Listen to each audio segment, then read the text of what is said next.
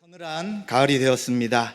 이 가을에 우리가 책도 많이 읽겠지만 그러나 하나님 말씀 앞에 풍성한 은혜가 넘치기를 소망드립니다. 주일에는 저희가 계속해서 고린도전서 말씀을 살펴보고 있습니다. 고린도 교회는 여러 가지 은사가 있었고요. 그리고 또 고린도 교회는 하나님께 주신 은사로 인해 활발하게 믿음의 삶을 살아가는 성도들이었습니다. 그런데 고린도전서 1장부터 4장까지 보게 되면 이들 가운데 있는 문제 중에 분열과 다툼이라는 문제가 있었습니다. 이들은 지도자를 편을 나누어서 나는 베드로에게 속했다, 나는 바울에게 속했다, 나는 아볼로에게 속했다, 나는 다 필요 없고 그리스도께 속했다, 이런 이야기로 다툼이 일어났습니다. 왜냐하면 이들은 스스로 지혜롭다고 했습니다. 세상에 있는 지혜를 가지고 교회 안에 그 지혜로 사람들을 판단하고 또 팔을 나누는 이런 일을 했기 때문에 스스로 교만해졌다고 성경은 말하고 있습니다. 그래서 사도 바울은 교회는 분열을 일으키는 곳이 아니라 그리스도 안에 한 몸이고 한 지체고 한 가족이라고 이야기합니다. 그래서 오직 사람을 자랑하지 말고 하나님만 자랑하라고 권면하고 있습니다. 오늘 읽었던 말씀을 포함해서 3장 10절부터 23절까지 말씀을 통해 사람을 자랑하지 않는 신앙이라는 제목을 함께 은혜를 나누고자 합니다. 교회는 눈에 보이는 그러한 모습도 있지만 교회는 눈에 보이지 않는 모습이 있습니다. 그래서 교회를 뭐라고 이야기하냐면 천상에 보이지 않는 교회라고 이야기하고 또 지상에 보이는 교회를 이야기합니다. 천상에 보이지 않는 교회는 하나님께서 구원한 구약과 신약의 모든 성도가 구원받아 믿음의 삶을 살아가고 있는 성도들을 이야기합니다. 우리가 지금 지상에서 예배를 드리고 하나님 앞에 신앙생활을 하지만 우리 또한 영적으로 볼 때는 천상의 교회의 믿음의 삶을 살아가고 있는 것입니다. 천상의 교회에 속한 존재들은 다 지상에 속해 있는 교회에서 믿음의 삶을 살아가게 됩니다. 그래서 홀로 살아가거나 교회를 떠나서 결코 살 수 없는 것입니다. 또 반대로 지상에서 신앙생활한 지상에 보이는 교회에서 믿음의 삶을 살아간다면 보이지 않는 천상의 교회에 속해 있는 존재라고 할 수 있습니다. 네, 죄송합니다. 지금 조금 이야기들이 들리는데 오래간만에 오셔가지고 잠깐 이야기를 하셨습니다. 네, 우선 예배 시간에는 말씀을 듣고 그 다음에 나중 예배 마친 다음에 또 같이 교제하시면 좋겠습니다. 먼저 우리가 살펴볼 것은 이제 10절부터 15절에 사도 바울이 교회를 건축에 비유해 주고 있습니다.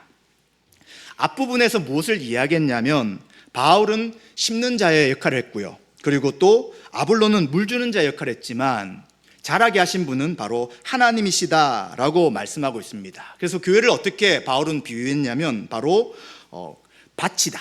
하나님께서 밭으로 교회를 비유해 주셨습니다. 이제 10절부터 15절까지는 건축으로 교회를 비유하고 있습니다. 그래서 이 건축을 하되 바울은 누구냐면 건축자라는 것입니다. 어떤 건축을 했냐면 기초를 세우는 그러한 건축을 한 것입니다. 바울은 예수 그리스도를 믿는 믿음으로 구원 얻어 이방인의 사도로 복음을 전하는 은혜를 받은 사람입니다. 그래서 그는 이방인 지역에 또 지금 고린도 지역의 복음을 전함을 통해 그들이 예수님 믿고 구원 얻는 놀라운 역사가 일어나게 된 것이죠. 그런데 그가 한 것은 다른 것이 아니라 바로 교회의 터를 세우는 것이었습니다. 하나님께서는 바울을 사용하셔서 교회의 터를 세우도록 인도하신 것이죠. 그런데 바울은 이후의 사역자들이 그 터 위에 무엇을 세울 것인가를 잘 생각하라라고 이야기를 하고 있습니다. 왜냐하면 먼저 터를 세웠는데 그 터 위에 다른 것을 세우면 안 되기 때문입니다.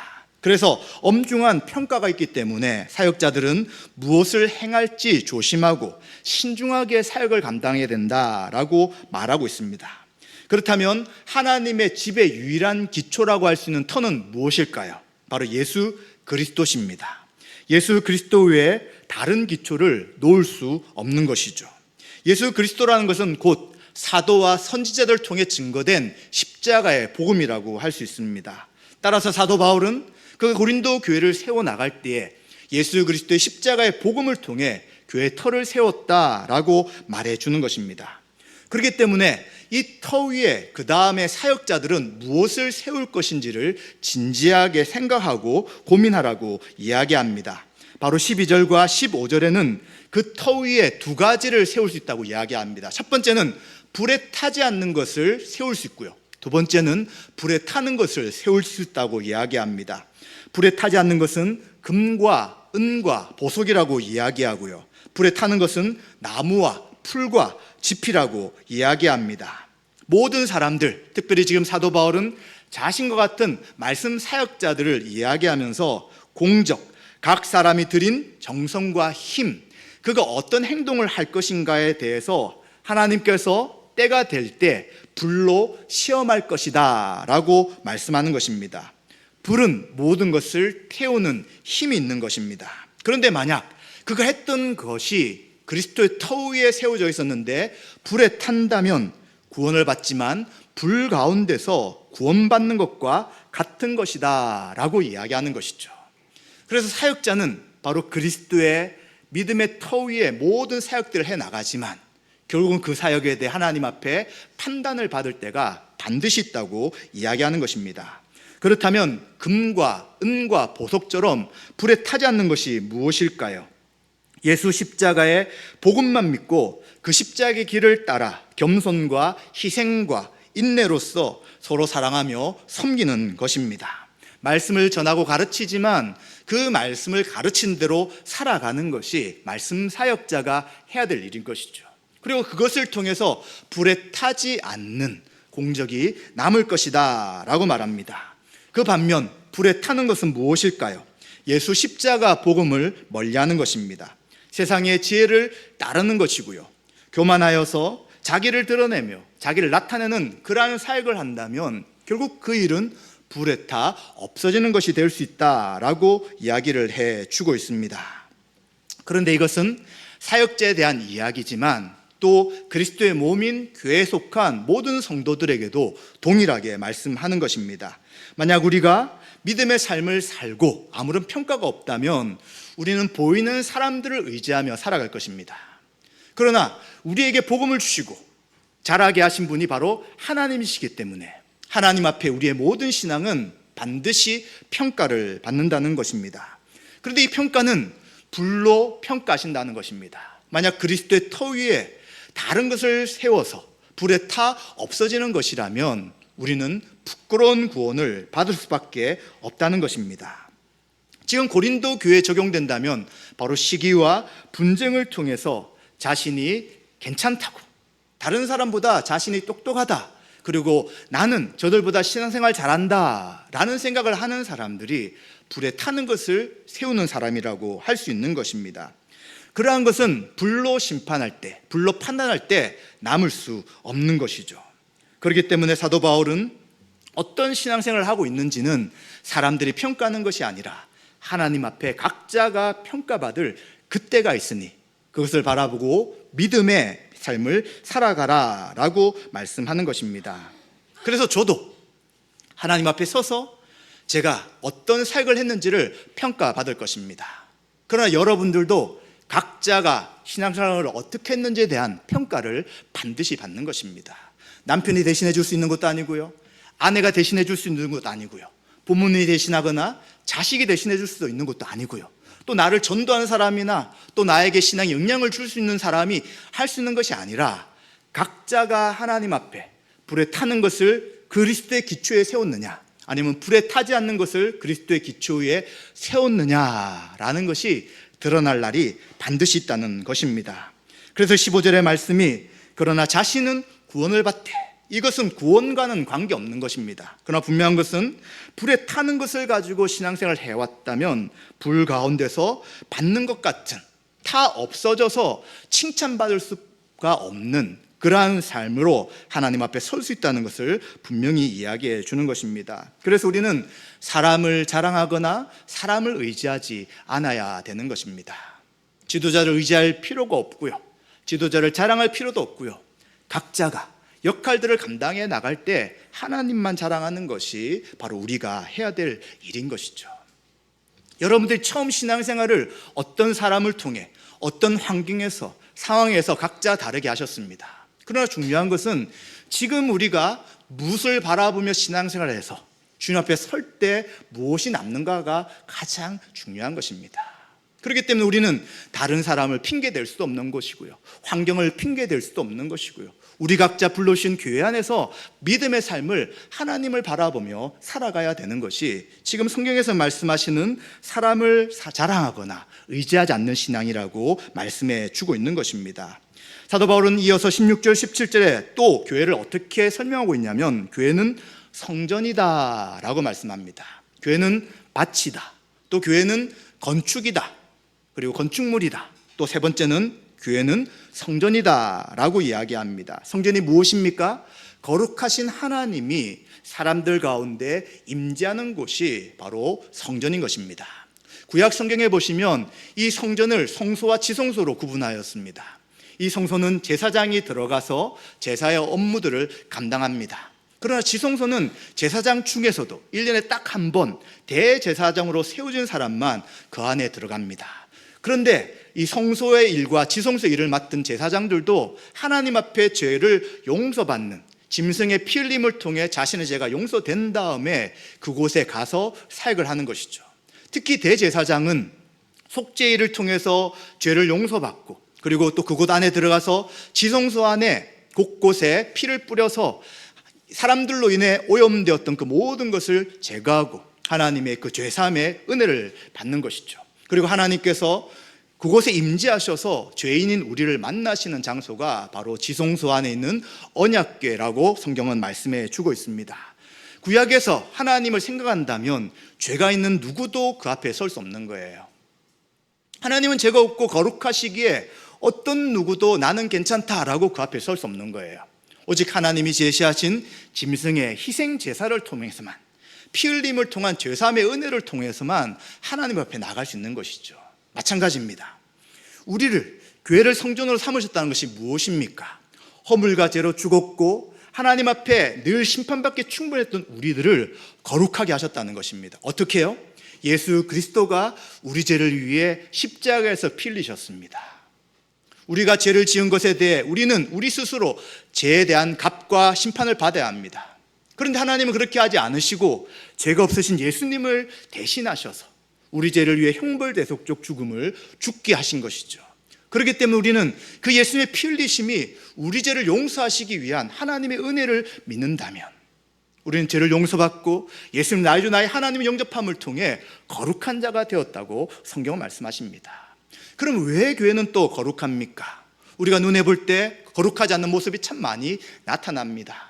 사람들의 연약한 모습이 보입니다. 당연히 저에게도 그런 모습이 나타나고요, 직분자들에 나타나고, 각자의 모습 속에서도 왜 저럴까, 왜 저렇게 안 하면 안 될까라는 부족함이 분명히 나타납니다. 그런데 왜 교회를 거룩하다고 하십니까? 바로 성령님이 임재하신 한 사람 한 사람이 모인 곳이 교회이기 때문에, 거룩한 성도들의 모임이 교회이기에 교회는 거룩한 것이죠. 건물을 하나님이 거룩하게 하신 것이 아니라 성도 한 사람 한 사람이 거룩하기에 그 거룩하게 모인 우리들이 하나님 앞에 거룩한 존재라고 성경은 말씀해 주시는 것입니다. 그래서 교회가 성전이다, 우리 개인이 성전이라는 것은 거룩한 하나님이 우리 가운데 임재하신다는 것을 기억해야 되는 것이죠. 자, 그렇다면 문제가 생길 수 있습니다. 17절 말씀처럼, 그러면 만약 성전을 더럽힌다면 어떻게 하는가?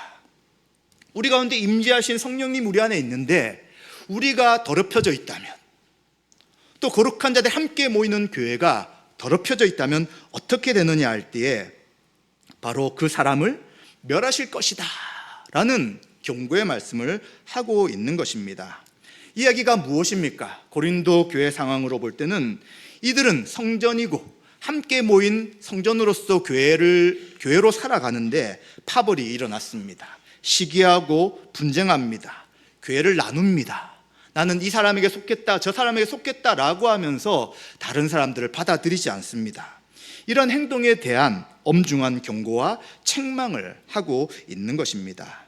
교회를 분열시키고 마음이 하나 되지 않는 이 모든 것들은 하나님께서 교회를 멸하실 정도로 큰 죄라는 것을 분명하게 이야기해 주고 있는 것입니다.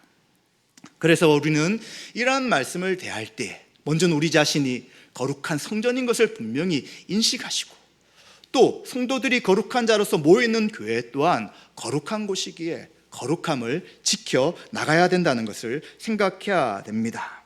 만약 우리가 거룩하지 않다는 것, 하나님이 기뻐하지 않는 일들을 했다는 것을 안다면 우리에게는 길이 있는 것이죠. 어디에 나가야 합니까? 예수님의 십자가 앞에 나가면 되는 것입니다. 예수님 우리의 연약함을 아시고 우리가 스스로 높이지 않는 이상 주님 우리를 받아주시고 그 그리스도의 보혈을 통해 우리의 모든 죄를 용서하실 것입니다. 그리고 우리 안에 계신 거룩하신 성령님께 우리의 연약함을 아뢰고 다시 우리를 거룩히 회복시켜달라고 간구한다면 주님은 성령님을 통해 우리를 다시 회복시켜 주실 것입니다. 교회도 마찬가지입니다. 각자가 높아져서 스스로 자랑하고 사람을 쫓아가는 것이 아니라 하나님만 자랑한다면 교회 안에 있던 우리의 모든 연약함과 부족함을 회개하고 다시 하나님 앞에 나아간다면 우리 교회를 거룩하고 온전한 교회로 새롭게 하실 것입니다. 그래서 사도 바울은 거룩은 교회의 하나됨을 힘써 지키는 것이고 믿음과 사랑으로 서로 섬김을 통해 그리스도를 닮아가는 자라감이 있을 때에 바로 거룩한 삶을 살아가는 교회며 성도라는 것을 분명하게 말씀하고 있는 것입니다.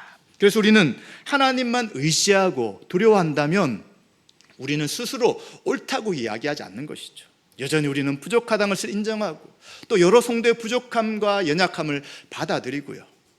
그리고 내가 저 사람보다 괜찮다고 하면서 사람들과 사람들의 사이를 흐트러뜨리는 것이 아니라 겸손하게 하나님의 은혜를 나가는 것이 바로 우리가 사람을 자랑하지 않고 하나님만 자랑하는 신앙이 된다는 것입니다. 그리고 또한 바울은 18절부터 23절까지 이제는 이 사람을 자랑하지 않는 것은 세상 지혜가 높다고 생각하지 않는 것임을 분명하게 이야기합니다. 18절 첫 부분에 보시면 아무도 자신을 속이지 말라 이야기합니다. 고린도 성도가 무엇을 속이고 있습니까? 세상의 지혜를 가지고 자기들은 다른 사람도 좀 낫다고 생각했습니다. 저들보다 좀 더 지혜롭게 이야기하고 세상의 지식을 가지고 있고 이렇게 생각했지만 그러나 그것은 하나님께는 어리석은 것임을 알지 못한 것이죠. 세상의 것을 가지고 교회 안에서 똑같이 행동하는 것이 지혜로운 것을 드러내는 것이 아니라 도리어 하나님의 뜻을 알지 못하고 이제 그것은 어리석은 것인데 그들은 스스로 속이고 있었던 것입니다. 나는 괜찮아요. 나는 아무 문제 없어요. 나는 지혜로운 사람이에요 라고 생각했지만 그것은 하나님 앞에 지혜롭지 않는 것이었습니다. 그래서 아무로도 스스로 속이지 말라고 이야기하면서 이 세상적 관점을 가지고 교회에서 신앙생활을 하다 보니까 지금 다툼과 분열이 생기고 또 그들이 세상의 지혜를 가지고 지혜롭다고 했으나 그들의 열매는 분열과 다툼, 어리석음이었다고 분명하게 말하는 것이죠. 또한 그들은 지혜롭게 하나님을 위해 일을 했다고 생각하지만 결국은 나무나 풀이나 지푸로 불로 타서 없어질 것만 남았다고 말하고 있는 것입니다. 도리어 하나님의 성전을 더럽혔고요. 도리어 그 행동은 교회 안에 일치를 일으키지 않고 다툼을 일으키는 그러한 것이었다라고 말해주고 있는 것입니다. 그래서 사도 바울은 하나님의 지혜로운 자는 이 세상의 지혜에 대해서는 어리석은 자가 되어야 된다라고 말하고 있습니다. 바로 욥기 5장 13절과 시편 94편 11절 말씀을 통해서 하나님은 세상의 지혜를 어리석게 하셨다고 말씀합니다. 지혜 있는 자들은 자기 꾀에 넘어가서 자기의 지혜로 무엇인가 판단하고 살아가려고 하지만 실제로는 하나님 앞에서 어리석고 하나님을 알지 못하는 미련한 삶을 살도록 하셨다라고 분명히 말해주고 있는 것입니다. 자, 이런 말씀을 한다면 그렇다면 우리는 세상에서 이야기하는 공부나 또 세상의 지혜나 살아가는 그러한 여러 가지들을 다 하지 말고 그냥 말씀만 보면 되느냐라고 할 수도 있지만 그런 이야기는 아닌 것입니다. 하나님이 세상을 창조하시고 만물의 통치자십니다. 사람들은 무엇을 알게 되는 것입니까? 하나님의 창조의 뜻과 방식을 이제 여러 가지를 통해 발견해 나가는 것이죠. 스스로 발견하고 창조하는 것은 사람들에게는 없습니다. 사람들은 하나님이 하신 것을 발견할 뿐인 것이죠. 그래서 겸손해야 되는 것입니다. 지금 세상에서 가장 똑똑한 사람 우리는 박사라고 이야기합니다. 그러나 이 박사들도 모든 걸 다 아는 사람이 아니죠. 자신이 전공한 일부분만 아는 거예요. 다른 영역에서는 그도 다른 사람에게 배워야 되는 것입니다. 그래서 세상에 있는 것들이 다 우리를 똑똑하게 해주고 야 성경이나 교회는 세상을 따라올 수 없어 라고 생각할 것이 아니라 하나님이 창조주시며 다스리고 통치하시는 분이라면 그 나머지는 다 하나님 밑에 있다고 생각해야 되는 것입니다. 하나님의 지혜 아래에 있다고 생각해야 되는 것입니다. 하나님의 지혜가 그들에게 참된 지혜를 가르쳐 주는 것이지, 세상의 지혜가 하나님과 신앙생활과 교회를 이해하게 한다는 그 생각을 하지 않아야 된다는 것을 우리는 생각해야 되는 것입니다. 그래서 많은 것들을 듣고 배우되 우리는 판단하셔야 되는 것이죠. 이것이 말씀에 근거한 생각인가, 아니면 말씀과 상관없고 말씀과 충돌되는 것인가를 분별하시고, 우리는 말씀만이 참된 진리고 하나님만이 이 세상을 통치하고 다스리는 분임을 이해하고 받아들여야 된다는 것입니다. 그래서 세상의 지혜가 아닌 하나님의 지혜를 가진 사람들은 어떻게 해야 된다는 것입니까? 사람을 자랑하면 안 된다는 것입니다. 즉 고린도 교회의 상황으로 본다면 지도자를 자랑하고 그들에 속겠다라고 하며 교회를 어지럽히지 말 것을 이야기합니다. 그러면서 21절에 무엇을 이야기하냐면 만물이 다 너희 곧 교회의 것이기 때문이다 라고 이야기합니다. 어떻게 만물이 다 너희들 것입니까? 왜 만물이 교회의 것이라고 이야기합니까? 바로 만물은 그리스도가 통치하고 다스립니다. 그런데 교회는 무엇입니까? 머리이신 그리스도의 몸이기 때문에 곧 몸인 교회를 통해 세상을 통치하고 다스리도록 바로 하나님께서 뜻을 세우셨다고 말씀하는 것입니다. 그래서 우리는 세상의 지혜를 가지고 야, 이것이 지혜로니까 이렇게 교회에서 하면 되겠다라고 할 것이 아니라, 하나님이 주신 참된 지혜로 만물을 다스리는 것이 교회며 성도인 것을 생각하고, 우리는 세상을 판단하고 다스리는 그 바른 역할을 감당하라고 이야기해 주는 것이죠. 그래서 사도 바울은 바울이나 아볼로나 게바 이런 지도자들을 포함한 만물이 다 너희 것이다 라고 이야기하죠. 그래서 지도자 역할이 무엇이냐면, 사역자들 역할이 무엇이냐면, 이들을 믿음 가운데 든든하게 세우고, 그가 한 역할이 뿌리는 역할이었다면, 심는 역할이었다면 심고 떠나는 것이고요. 그리고 물을 주는 것이었다면 물을 주고 떠나는 것이고요. 오직 자라게 하신 분은 하나님이시기 때문에 사람을 의지하고 자랑하지 말고 하나님만 자랑하라 라고 말하고 있는 것입니다. 또 지도자뿐만 아니라고 이야기합니다. 온 세계, 그리고 생명, 사망, 지금 것이나 장래 모든 것이 다 고린도 교회의 것이다 라고 이야기합니다. 우리들이 살아가는 환경과 구조, 모든 것들이 다 교회를 위해, 성도를 위해 하나님이 주셨다라고 말씀하는 것이죠. 하나님께서는 이 모든 것을 교회를 위해 운영하시고 또 다스리고 있다라고도 볼 수 있다는 것입니다. 이런 관점을 가진다면 우리는 가장 중요한 지혜가 바로 하나님을 아는 지혜, 바로 말씀에 있는 참된 지혜인 것을 믿고 우선순위를 정해 믿음의 삶을 살아가는 것입니다. 그러나 만약 세상 것이 하나님보다 더 높다고 생각하거나 세상의 그 지혜가 말씀보다 더 뛰어나다고 생각한다면 우리가 세상에서 지배받는 존재로서 하나님 주신 온전한 사명, 다스리고 또 만물을 우리에게 주신 그 충만한 은혜를 놓치며 살아갈 수 있다는 것입니다. 우리가 역사적으로도 볼 때도 누가 세계를 바꿔 나갔느냐 할 때에 바로 하나님을 믿는 사람들이 실제로는 사실을 세상을 바꿔 나갑니다. 하나님을 알지 못하는 사람들, 예수님을 나의 주 나의 하나님이라고 고백하지 않는 사람들은 무엇인가 많은 발전과 발견을 해나가지만, 그러나 그들은 결국은 사람과 지구를 파괴하는 것으로 이어지게 되는 것이죠. 그러나 하나님의 참된 지혜를 가진 사람들은 하나님의 창조 목적과 인간이 무엇인지를 분명히 알기 때문에 하나님의 뜻에 따라 세상을 바꾸고 하나님의 뜻에 따라 섬기는 것을 우리는 기억해야 되는 것입니다.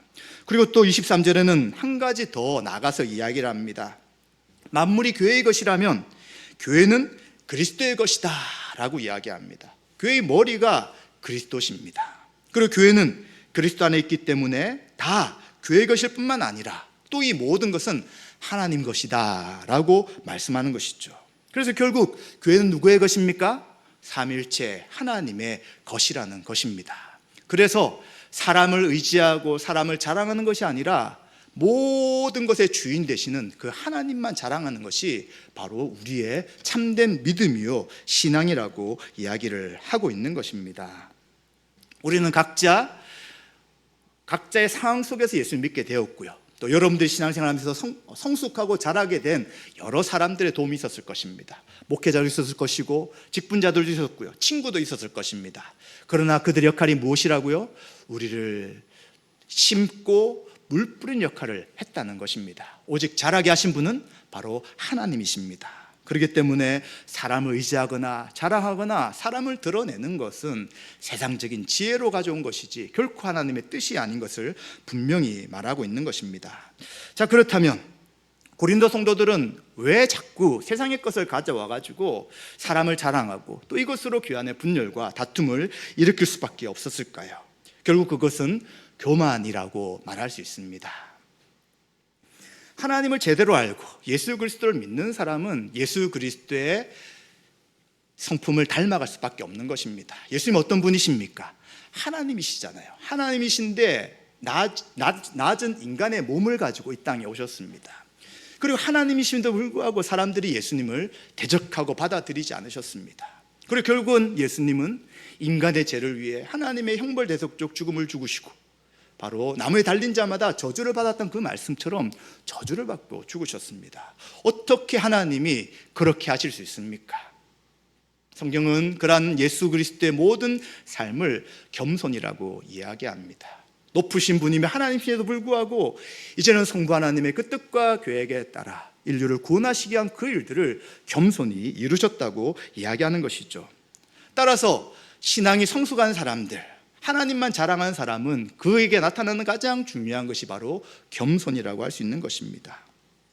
나는 높다거나 내가 하는 것이 옳다거나 내가 다른 사람도 괜찮다고 생각하지 않고 항상 나 자신은 하나님 앞에 죄인이며 최선을 다해 살아가지만 나의 말과 행동들은 좋은 열매를 맺을 수 없는 연약함을 인정하는 것입니다. 그렇다면 교회 안에서 어떤 일이 생길까요? 다툼이 일어나기보다는 멈추는 것이겠죠. 뭔가 의견이 다를 수 있지만 그 이야기를 계속해서 주장하지 않게 될 것이죠. 그리고 문제가 생길 때 다른 사람에게 먼저 손가락질하고 화살을 돌리기보다는 내 자신이 그런 존재입니다 라고 말하게 될 것입니다. 그래서 사도 바울은 지금 여러분들이, 고린도 성도들이 분열을 일으키고 지도자를 중심으로 세상의 지혜를 가져온 것은 결국은 자기 자신을 교만하게 생각하고 자랑하기 때문이다 라고 이야기를 하는 것이죠. 다른 사람을 자랑한다는 것은 결국 자신을 자랑함을 통하여 하나님이 누구시며 예수님이 어떤 분이신지를 잊고 있는 것입니다 라고 말하고 있는 것입니다. 사실 이것은 저도 마찬가지입니다. 가르친 자로 섰고 앞에 서 있기에 이제 본을 보이며 나가는 입장이기에 제가 잘 못하는 것도 있고 부족함도 있지만 그것을 감추려고 할 때가 있습니다. 또 어떤 부분에서 잘못 판단하고 행동하고 말함을 통하여 여러 성도님들에게 아픔과 어려움을 줄 수 있습니다. 그렇기 때문에 저도 늘 말씀 앞에 서서 제가 무엇을 쌓아가는지 또 저 안에 교만함과 또 사람을 의지하는 마음이 있는지를 늘 살펴야 되는 것이 당연한 것입니다. 그래서 이 일은 여러분들이 저를 보시면서 그러한 부분이 나타난다면 지적해 주시고 또 기도해 주시고 권면하신다면 저도 그러한 삶을 살아가야 되는 것이 합당한 것입니다. 왜냐하면 저도 하나님 앞에 결산해야 되기 때문입니다. 저뿐만 아니라 여러분도 마찬가지라는 것입니다. 여러분이 신앙생활하는 것은 사람에게 보이는 것이 아닙니다.